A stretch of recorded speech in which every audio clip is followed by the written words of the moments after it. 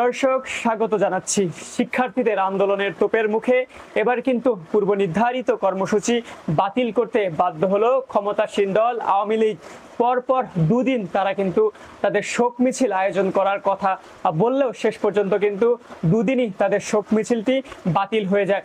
দর্শক, এ ব্যাপারে ঢাকা পোস্টের নিউজটি আমরা একটু আপনাদেরকে পড়ে শোনাবো। জাতির পিতা বঙ্গবন্ধু শেখ মুজিবুর রহমান সহ 15 আগস্টের সব শহীদ ও সাম্প্রতিক সহিংসতায় নিহতদের স্মরণে শনিবারের পূর্ব নির্ধারিত শোক মিছিল বাতিল করেছে ক্ষমতাসীন আওয়ামী লীগ। একই দিনে ঢাকায় বিক্ষোভ মিছিলের ঘোষণা দিয়েছে বৈষম্য বিরোধী ছাত্র আন্দোলন।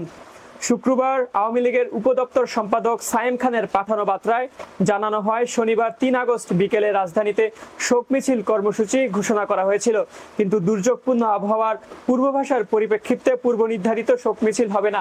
মূলত দর্শক, একই দিনে কিন্তু বৈষম্য বিরোধী ছাত্র আন্দোলনের ব্যানারে আন্দোলনরত শিক্ষার্থীরা তারা কিন্তু বিক্ষোভ মিছিলের ডাক দিয়েছে।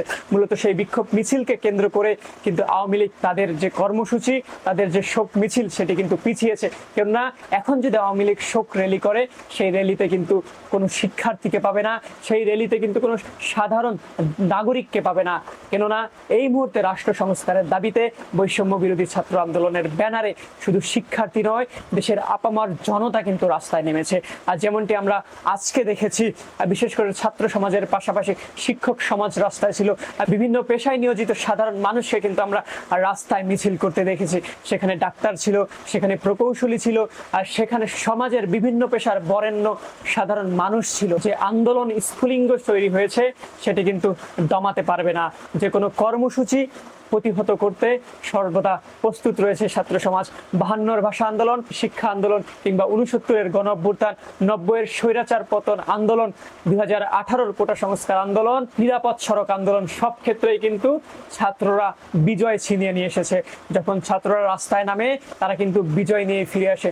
52-র ভাষা আন্দোলনে রফিক জব্বর বরকতরা যেমন শহীদ হয়েছেন, 24-এর বৈষম্য বিরোধী ছাত্র আন্দোলনের কর্মসূচিতে আবু সাইদ, মুগ্ধ এবং রেসিডেন্সিয়াল স্কুলের যে ছোট্ট শিক্ষার্থী প্রাণ দিয়েছেন তারাও কিন্তু শহীদ হয়েছে। দর্শক, 9 দফা দাবিতে আন্দোলন থাকলেও সেটি কিন্তু এখন 1 দফায় পরিণত হয়েছে।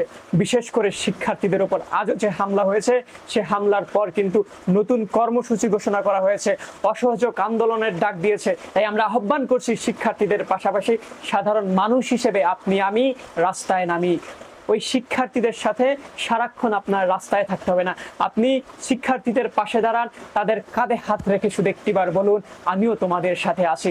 তাহলেই কিন্তু শিক্ষার্থীদের যে আন্দোলন, সে আন্দোলন সফল হবে। দর্শক, আমরা যেমনটি দেখছিলাম, মুগ্ধ পানি লাগবে কিনা বলে কিন্তু শিক্ষার্থীদেরকে সে সময় পানি দিয়েছিল। সেই কাজটি আপনারা করুন। আপনারা একটি পানির বোতল নিয়ে শিক্ষার্থীদের পাশে দাঁড়ান, তাহলেই কিন্তু স্বৈরাচারের পতন হবে। যে বৈষম্য চলছে, দেশ আজ এক অরাজকতার পরিস্থিতিতে তৈরি হয়েছে। দেশের আনাচে কানাচে সর্বত্র কিন্তু দুর্নীতি ঢুকে গেছে।